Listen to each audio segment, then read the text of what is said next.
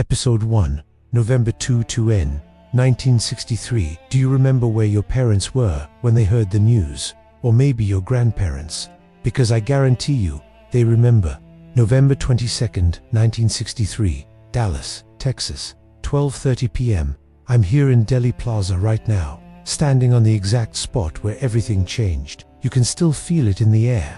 The tourists, the conspiracy theorists with their cameras, the eerie silence that falls over this place despite the traffic. This isn't just a street corner. This is where America lost its innocence. President John Fitzgerald Kennedy, young, charismatic, handsome. The guy had everything: a beautiful wife, adorable kids, the whole country eating out of the palm of his hand. At 46 years old, he was the youngest elected president in American history. He represented hope, change, a new generation taking charge. The future looked bright. And then, in 6 seconds, it was over. The motorcade was running late that morning. Jackie Kennedy, stunning in her pink Chanel suit, sat beside her husband in the open-top Lincoln Continental. Governor John Connally and his wife Nellie were in the jump seats in front of them. It was a perfect day for a parade. Sunny, warm. Crowds lined the streets, cheering, waving.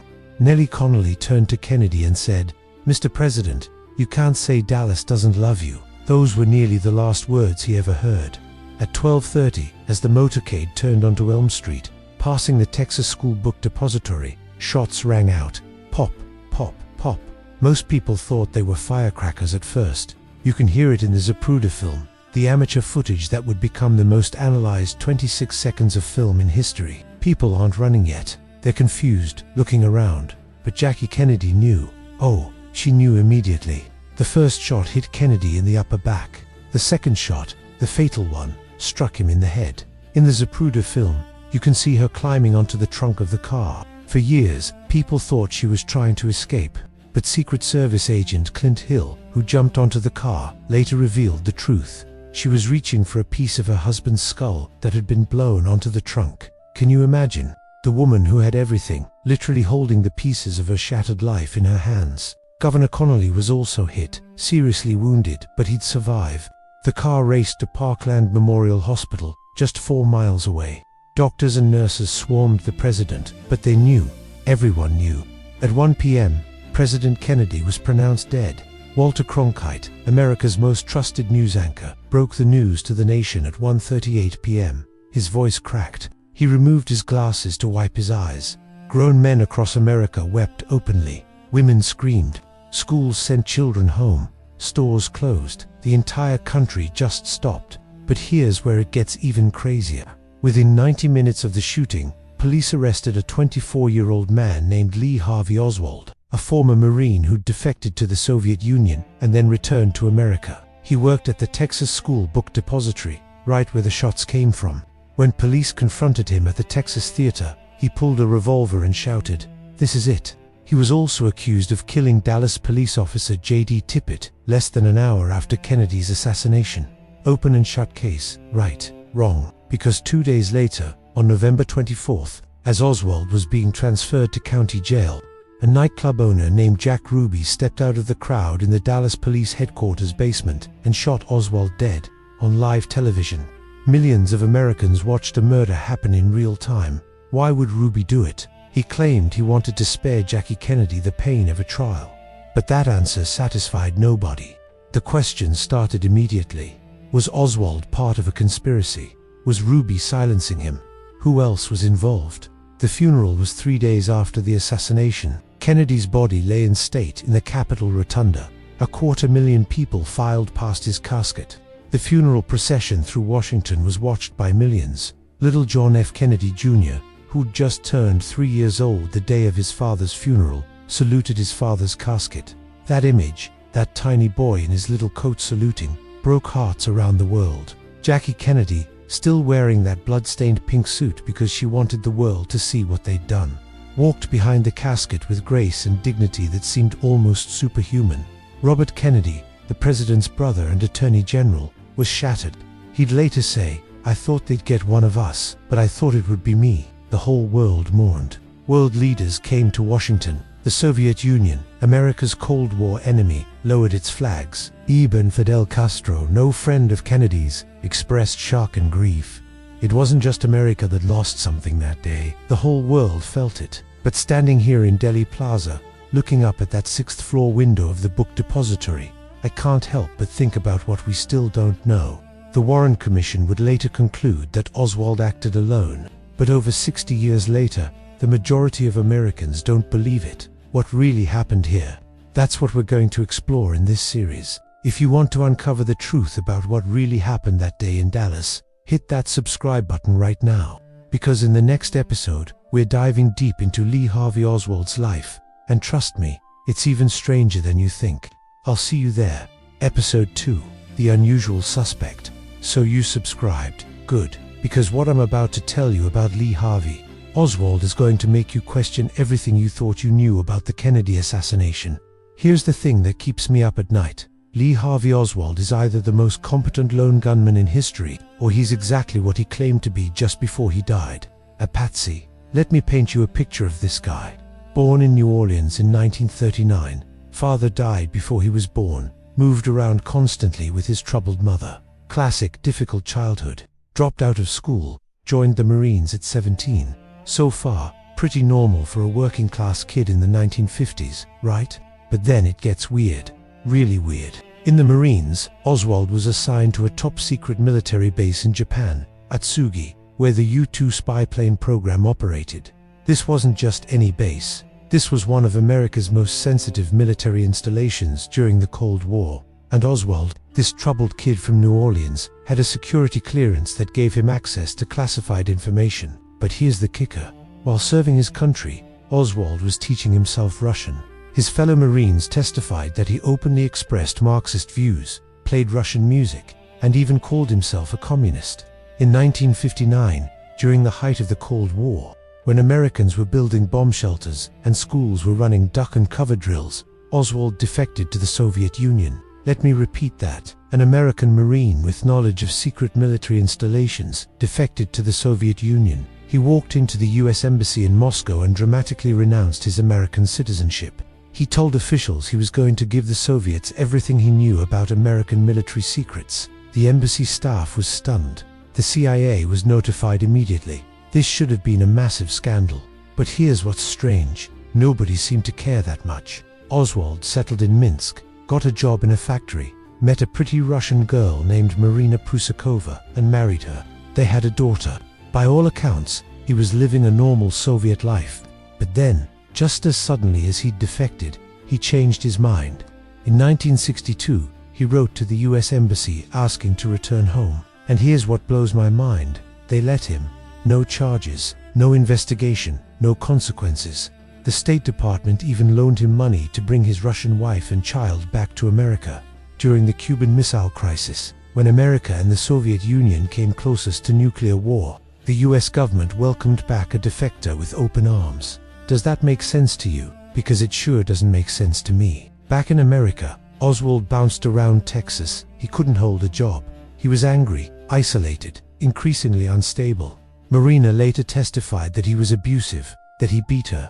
In April 1963, someone took a shot at retired Army General Edwin Walker, a prominent right-wing figure, through his window. The bullet missed. Police never solved the case at the time, but Marina later said Oswald confessed to her that he'd done it. In the summer of 1963, Oswald went to New Orleans and became involved with both pro-Castro and anti-Castro Cuban groups. Think about that. He was playing both sides. He was on the street handing out fair play for Cuba leaflets, supporting Castro. But he was also seen with anti-Castro activists who wanted to overthrow the Cuban government. Then, in September 1963, Oswald allegedly traveled to Mexico City and visited both the Cuban embassy and the Soviet embassy, trying to get visas. The CIA's Mexico City station photographed someone they thought was Oswald entering these embassies. But when the photos were examined after the assassination, it wasn't him. So who was that man? And why did the CIA think it was Oswald? In October 1963, Oswald got a job at the Texas School Book Depository in Dallas. His wife was living separately from him by this point, staying with a friend. Oswald visited her on weekends. On Thursday, November 21st, the day before Kennedy's assassination, Oswald made an unusual visit to Marina on a weekday. He brought a long package wrapped in brown paper. When asked what it was, he said curtain rods. The next morning, a co-worker named Buell Wesley Frazier drove Oswald to work. Oswald had that long brown package with him.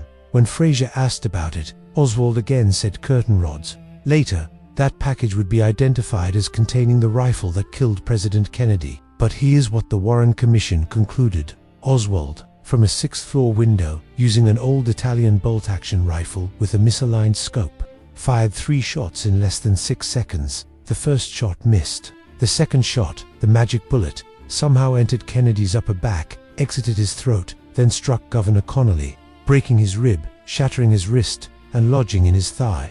The third shot struck Kennedy in the head, killing him instantly. 3 shots, less than 6 seconds, a moving target, from a difficult angle, with a cheap rifle and bad scope.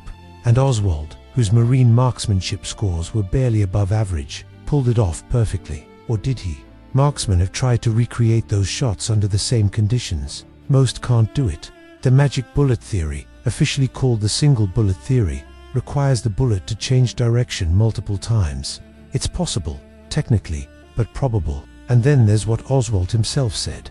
After his arrest, during his brief police interrogation, Oswald insisted he was innocent. "I'm just a patsy," he said. Those were his exact words. A patsy, someone set up to take the fall.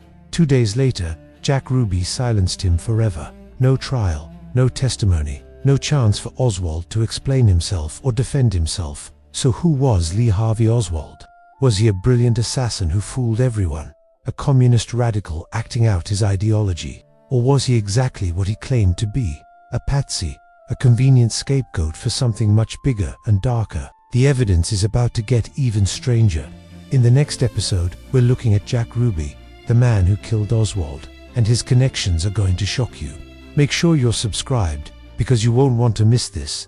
See you in Episode 3. Episode 3, The Silencer, Jack Ruby. On the surface, he seems simple. A hot-headed nightclub owner who loved Kennedy and couldn't stand to see Oswald smirking on TV. A man who, in a moment of rage and grief, stepped forward and shot the president's killer to spare Jackie Kennedy the pain of a trial.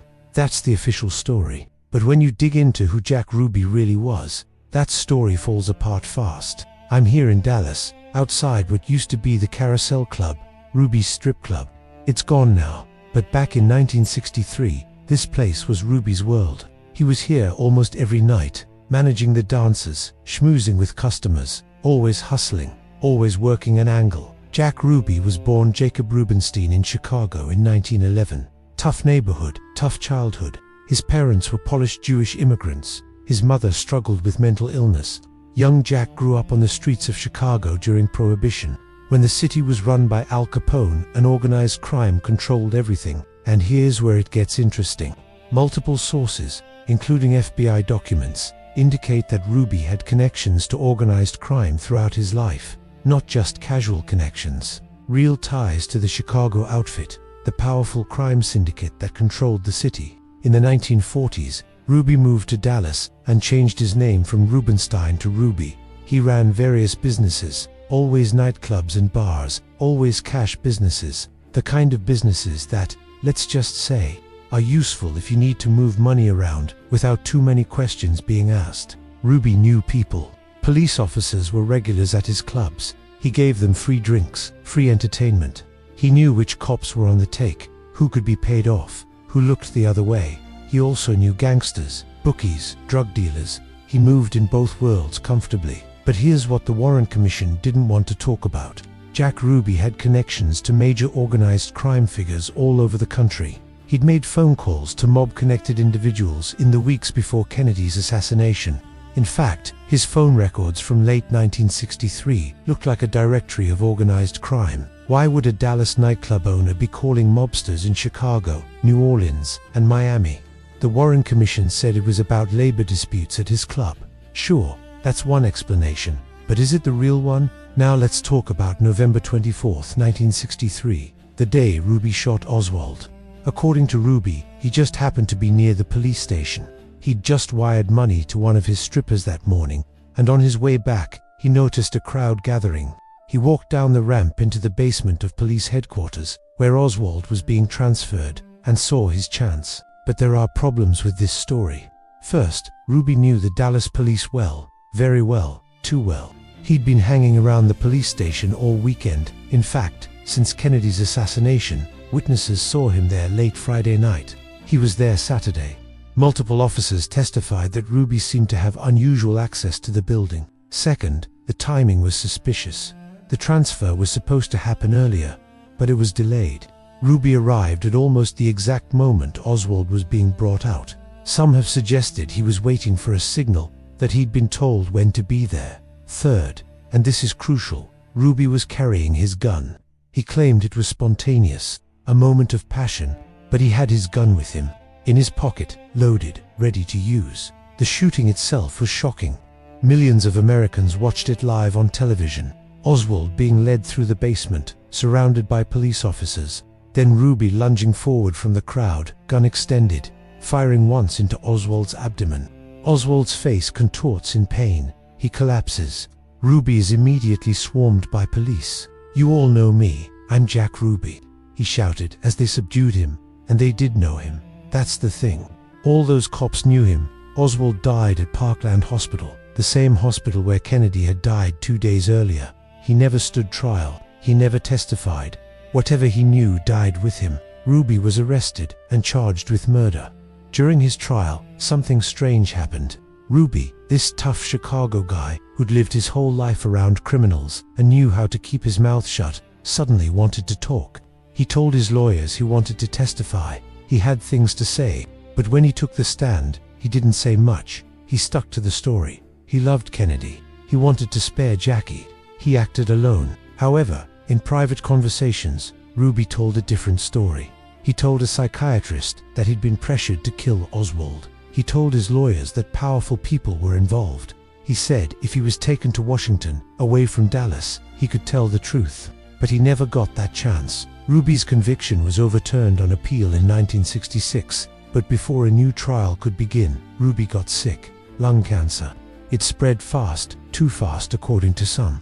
Ruby died in January 1967, just 3 years after killing Oswald. But before he died, he gave several interviews. In one particularly chilling interview from his hospital bed, Ruby was asked if the assassination was part of a conspiracy. His response: "The world will never know the true facts of what occurred. My motives were to silence Oswald." Think about that phrasing. To silence Oswald, not to avenge Kennedy. To silence Oswald. In another interview, Ruby said, "Everything pertaining to what's happening has never come to the surface. The world will never know the true facts of what occurred. My motives, the people who had so much to gain, and had such an ulterior motive for putting me in the position I'm in, will never let the true facts come above board to the world." Who were these people? Ruby never said, or couldn't say, or was afraid to say. Here's what we know for certain. Jack Ruby had connections to organized crime. He had unusual access to the Dallas police station. He killed the one person who could have answered all our questions about the assassination, and then he died before he could fully explain himself. The Warren Commission concluded Ruby acted alone, out of grief and rage. But Ruby himself suggested otherwise. So did his actions. So does the timeline. So do his connections. Was Jack Ruby a lone gunman, acting on emotion? Or was he a hitman, a silencer, someone sent to make sure Lee Harvey Oswald never had his day in court? In the next episode, we're diving into the conspiracy theories, and I'm not talking about crazy internet nonsense. I'm talking about serious questions raised by serious people, including government officials and investigators. Questions that have never been satisfactorily answered. Hit that subscribe button if you haven't already, because episode 4 is going to change how you see everything. See you there. Episode 4, The Conspiracy. Okay, let's talk about the elephant in the room. Conspiracy theories. That phrase has become almost an insult, right? Call someone a conspiracy theorist and you're basically calling them crazy. But here's the thing about the Kennedy assassination. Believing there was a conspiracy isn't crazy. In fact, the crazy thing might be believing there wasn't one. I'm in Washington, D.C. right now, standing outside the National Archives, where thousands of pages of JFK assassination documents are stored. Some of these documents weren't released until 2017. Over 50 years after Kennedy's death. And even now, some documents remain classified. Think about that. What could possibly need to remain secret after 60 years? Let's start with the Warren Commission, the official investigation. President Lyndon Johnson established it a week after the assassination to investigate what happened. Chief Justice Earl Warren led it. Seems legitimate, right? 7 respected men examining all the evidence to give America answers. But here's what most people don't know. Several commission members had doubts about their own conclusions. Senator Richard Russell, who served on the commission, refused to sign the final report until he was pressured by LBJ. He later told journalists he didn't believe the single bullet theory. He thought there were multiple shooters. Senator John Sherman Cooper also had reservations. So did Representative Hale Boggs. Years later, Boggs publicly stated he didn't trust J. Edgar Hoover or the FBI's investigation. Shortly after making these statements, Boggs died in a plane crash in Alaska. His body was never found. Coincidence? Maybe, but it's an interesting coincidence. The single bullet theory is where most people's doubts begin. This is the idea that one bullet, later found on a stretcher at Parkland Hospital in nearly pristine condition, caused 7 wounds in 2 men while changing direction multiple times. It's technically possible. Experts have demonstrated it in laboratories. But in the real world, under those exact conditions, that's where reasonable doubt creeps in. Then there's the Zapruder film. Abraham Zapruder was a Dallas dressmaker who brought his home movie camera to Dealey Plaza that day. His 26 seconds of footage captured the assassination in horrific detail. When most people watch that film, particularly the moment of the fatal headshot, they see Kennedy's head snap backward, violently backward. Physics says that when you're shot from behind, you move forward. The force of the bullet pushes you in the direction it's traveling. But Kennedy moved backward. His head jerked back and to the left, back and to the left. That movement suggests a shot from the front, from the grassy knoll, not from the book depository behind him. The Warren Commission had an explanation, a neuromuscular reaction, the jet effect of brain matter exploding forward, pushing the head back. Again, it's technically possible, but does it match what we see in the film? Reasonable people disagree. And then there are the witnesses. In Dealey Plaza that day, 51 witnesses reported hearing shots. Of those 51, the majority, including experienced police officers, said they heard shots from the grassy knoll area, not from the book depository. Multiple people ran toward the grassy knoll immediately after the shooting. Several witnesses reported seeing a man with a gun behind the fence on the grassy knoll. One witness, railroad worker Lee Bowers, was in a tower overlooking the area. He reported seeing 2 men behind the fence acting suspiciously just before the shooting. He testified to the Warren Commission about what he saw. Years later, Bowers died in a 1-car accident under suspicious circumstances. He supposedly fell asleep at the wheel in the middle of the day on a straight road. Another witness, Dorothy McGowan, was a famous journalist who got an exclusive interview with Jack Ruby. She told friends she was going to crack the case wide open and that she knew who killed Kennedy. She had information that would be explosive. A few days later, she was found dead in her apartment. The official cause was alcohol and barbiturates. Her notes and files about the Kennedy assassination disappeared. These deaths, and there are dozens more like them, fall into a category called the JFK Assassination Mystery Deaths. A London Sunday Times actuarial analysis concluded that the odds of all these witnesses dying within 3 years of the assassination were 100,000 trillion to 1. Now, some of these deaths were natural, some were accidents, some were clearly unconnected, but all of them, that stretches credibility. Let's talk about the CIA. In the 1970s, the House Select Committee on Assassinations reopened the investigation. They had new evidence, new technology, new witnesses. Their conclusion: Kennedy's assassination was probably the result of a conspiracy. They found that the CIA had withheld information from the Warren Commission. They discovered that the FBI's investigation was sloppy and politically motivated. They concluded that the acoustics evidence suggested a 4th shot from the grassy knoll. The committee also investigated Kennedy's relationship with the CIA and organized crime. Kennedy and his brother Robert had launched an aggressive campaign against the mafia. They'd also started to mistrust the CIA after the Bay of Pigs disaster in Cuba. Kennedy had fired CIA Director Allen Dulles and threatened to shatter the CIA into 1,000 pieces. Dulles, by the way, served on the Warren Commission investigating Kennedy's murder. The man Kennedy fired was investigating his death. That's not suspicious at all.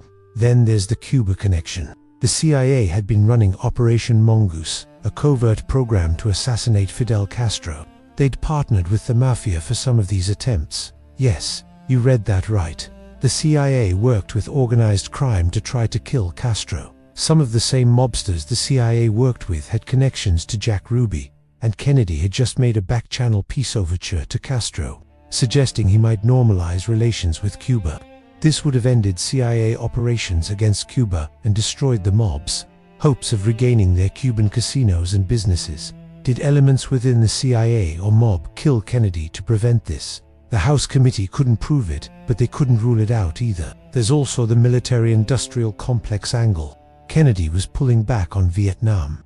He'd signed National Security Action Memorandum 263, which called for withdrawing 1,000 military advisors by the end of 1963 and complete withdrawal by 1965. Defense contractors and military leaders wanted deeper involvement in Vietnam, not withdrawal. After Kennedy's death, LBJ reversed course completely. He escalated the war. By 1968, over 500,000 American troops were in Vietnam. Billions of dollars flowed to defense contractors, who benefited from Kennedy's death. Followed the money. I'm not saying I know who killed Kennedy. I'm saying the official story has serious problems. Multiple shooters, witness deaths, CIA connections, mob connections, political motivations, physical evidence that doesn't add up. These aren't crazy theories. These are legitimate questions that remain unanswered. In our final episode, we're going to talk about why this still matters today. Why the truth about November 22, 1963 is important, not just for history, but for understanding how our government works right now. Make sure you're subscribed, because the conclusion is going to tie everything together in a way you won't expect. I'll see you in the final episode. Episode 5, The Legacy. We're at the end of our journey. Standing here at Arlington National Cemetery, John F. Kennedy's grave is marked by an eternal flame, lit by Jackie Kennedy at his funeral. It's never gone out. Day and night, rain and shine. For over 60 years, that flame has burned. But here's my question. Has the flame of truth burned as consistently? Or has it flickered, dimmed, been sheltered from the wind by people who didn't want us to see clearly? The Kennedy assassination isn't just about one man's death. It's about whether we can trust our government to tell us the truth. It's about whether democracy can survive when secrets are kept from the people. It's about how one November day in Dallas changed the course of American history and maybe broke something in the American soul that's never been fixed. Think about what America was like before Kennedy died. We'd won World War II. We were the good guys. We trusted our government, trusted our leaders, believed in American exceptionalism. Sure, there were problems, civil rights struggles, Cold War tensions, but there was optimism, a sense that we were moving forward. Kennedy embodied that optimism. He challenged us to ask what we could do for our country. He promised we'd put a man on the moon, not because it was easy, but because it was hard. He spoke about peace and progress. Young people especially believed in him. He represented change, a break from the old guard, and then he was gone. In the most violent, public, traumatic way possible. Shot in broad daylight, in front of crowds and cameras, not by a foreign enemy, but allegedly by a confused young American. The whole country watched it happen in slow motion, over and over, on television. Something broke in America that day. The innocence, the trust, the optimism, it all shattered like Kennedy's skull on Elm Street.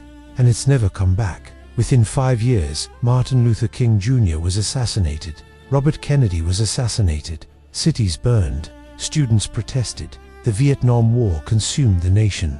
Watergate revealed presidential corruption. Trust in government plummeted and never recovered. Would all this have happened anyway? Maybe, probably. But Kennedy's assassination was the first crack. The moment when Americans started asking, are they lying to us? And here's the thing, they were lying. We know that now. The government has admitted to lying about Vietnam, about Watergate, about Iran-Contra, about weapons of mass destruction in Iraq. We know the CIA conducted illegal experiments on Americans, spied on civil rights leaders, partnered with dictators and drug dealers. We know the FBI blackmailed Martin Luther King Jr. and tried to get him to commit suicide. These aren't conspiracy theories. These are admitted facts, declassified documents, congressional investigations. Our government has done terrible things and lied about them repeatedly. So when the government says, "Trust us, Oswald acted alone," there's nothing more to see here. Why should we believe them? Especially when they keep documents classified for 60 years. Especially when witnesses die. Especially when their own investigations contradict each other. The House Select Committee on Assassinations concluded there was probably a conspiracy. That's the official government position as of 1979. Not a lone gunman, a conspiracy. Yet most Americans still don't know this. The media still refers to conspiracy theorists as if believing in a conspiracy is crazy, even though the government itself concluded there was one. In 2017, President Trump promised to release all remaining JFK files. Thousands of pages were released, but at the last minute, the CIA requested that certain documents remain classified for national security reasons. National security. After 54 years, what could possibly threaten national security in 2017 about events from 1963? President Biden faced the same decision in 2021 and 2022. Again, some documents were released, but again, some remain classified. We're told they'll be released eventually, maybe in 2029. Maybe. What's in those files? We don't know, but we can make some educated guesses. Probably information about CIA operations, mob connections, surveillance of Oswald, relationships between various government agencies and potential conspirators, information that might embarrass people, or more likely, embarrass institutions. Because here's what I think this is really about. It's not about protecting individuals. Everyone directly involved is dead now. It's about protecting the reputation and credibility of institutions. The CIA, the FBI, the military, the Warren Commission. If it came out that these institutions covered up a conspiracy, or worse, were involved in one, what would that do to American faith in government? But here's my counter-argument. The cover-up has already destroyed faith in government. The majority of Americans don't believe the official story. Polls consistently show 60 to 70% of Americans think there was a conspiracy. We don't trust the government specifically because of cases like this, where the official story doesn't make sense and information is withheld. The truth might hurt, but the lies hurt worse. The lies make people believe nothing, trust nothing, assume everything is corrupt. That's far more damaging to democracy than admitting mistakes, even terrible mistakes. JFK's assassination taught Americans to question authority. That's not entirely bad.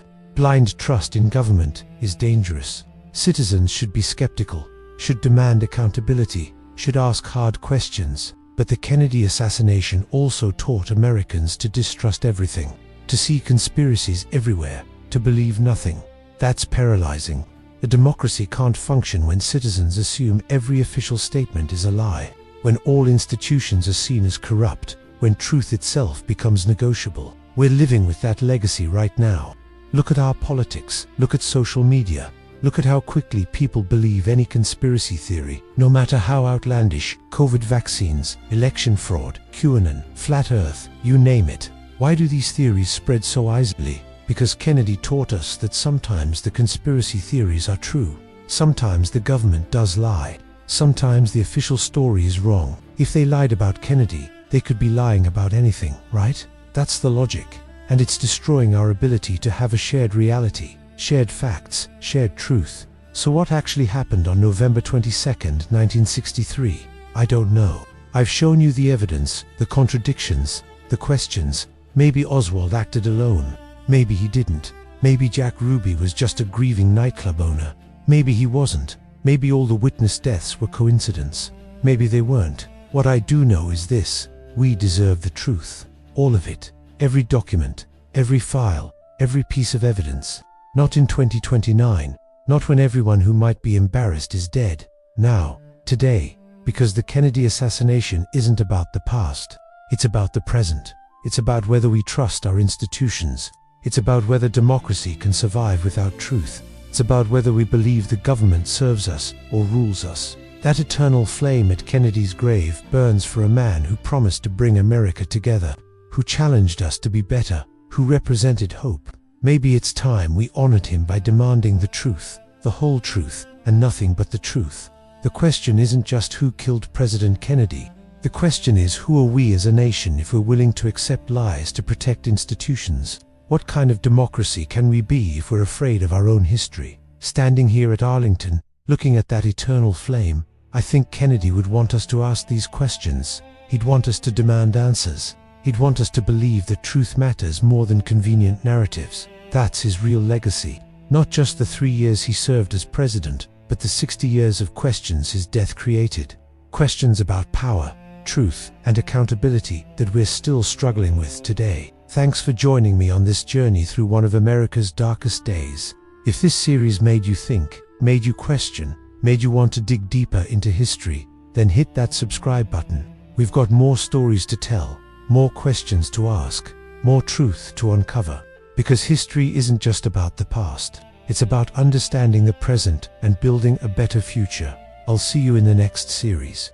Until then, keep questioning, keep searching, and never stop demanding the truth.